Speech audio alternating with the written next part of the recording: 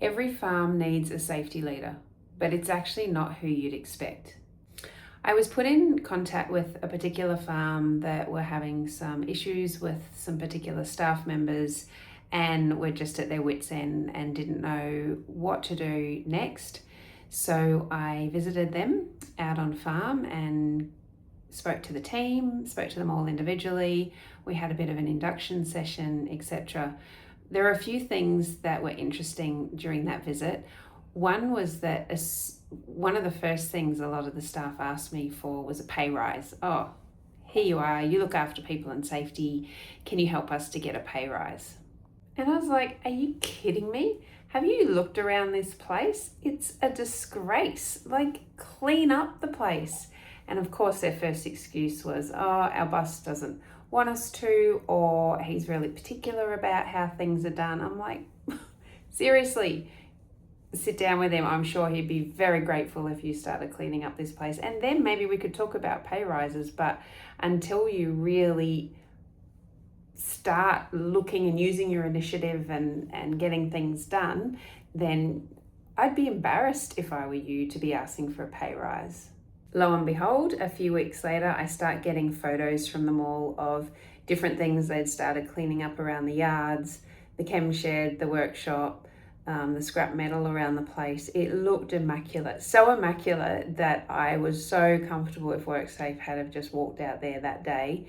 It truly was gold standard, and the boys were so proud of what they had done. They were so proud of the farm that they worked on, and it looked incredible. It kind of put us in a spot. Of course, now we've got to give them a pay rise, but it was safer, it looked better, and there was just a better feel around the farm. But this leadership actually came from one person in particular who was actually last on the farm and had a few challenges going on, was actually worried about his job being the last one on. There was a few things going on in agriculture at the time, and times were a little bit tough. He was asking whether he was going to be safe in his role, but if anything, we identified leadership qualities in him, and so asked him if he would be willing to step up and become a bit of a supervisor, and he was thrilled just to be asked. The very first thing besides cleaning up the farm that really needed to be done was communication. There was just very little communication going on, which I see at so many different farms.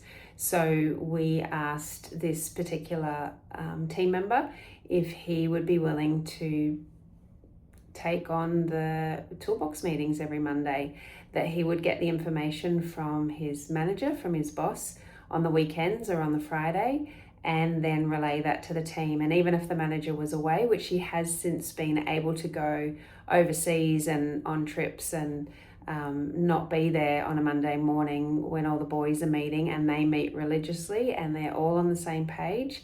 And when I go and conduct a performance review there, they all tell me how much they love their job, they love waking up in the morning and going to work, they respect this particular person, they're enjoying work more than they ever have before. So the first quality is respect. They earn respect, but they also give respect. So they're not always the loudest person in the team, but they're the person that will stick up for somebody else when it really matters. They won't just let things go left unsaid, but they'll also care about that person and ensuring that they're protected. And when they speak, people listen because they know that they've got their back. So this person's quite easy to identify in that sense, that they really can show that they care for the rest of the crew and for your business. They're there, they're genuine, they're there to do a good job. They respect you, they respect the team, they respect the machinery, they respect the job, they respect getting to work on time, they respect rules and regulations like having a lunch break. They don't have to be perfect, but respect is a really good word that I would attribute to these people. The next quality is initiative. They notice when things aren't right. They use their initiative to look for things that need attention or need to be fixed or need to be addressed. They don't just wait for jobs to come around, they actually look for jobs to do. In this particular case, when I said to the guys, "Are you serious? You really need to clean up the yards, etc." He just jumped in and took leadership, took control, but also rolled up his own sleeves. And was the first one to pick up a broom and start sweeping. He was the first one to do the dirty jobs and to ensure that everybody had a job to do and felt part of the crew. I feel like initiative's one of those ones that you're kind of born with. I rarely see that it's something that somebody develops. Not saying that that's not possible, but most people that I've worked with have either got initiative or not. So finding that person is really key in finding the right person that's going to help lead your team. And the last one is control over emotion. This particular person generally can control their emotions quite well. They won't react really quickly or inappropriately in a situation. Again, we're all human, and so they're not going to be perfect. They're going to have times where they do react, but in general, they're pretty calm under pressure and are okay with receiving feedback from other people, whether that be positive or constructive, and can also give that feedback back in the right way and in the right manner that people don't take offense. They can really read the room, is generally what I find. Controlling emotion is such an important attribute to have, particularly when they're in a stressful and high risk agricultural situation. And quite often farm owners and managers are not always as good at controlling emotion.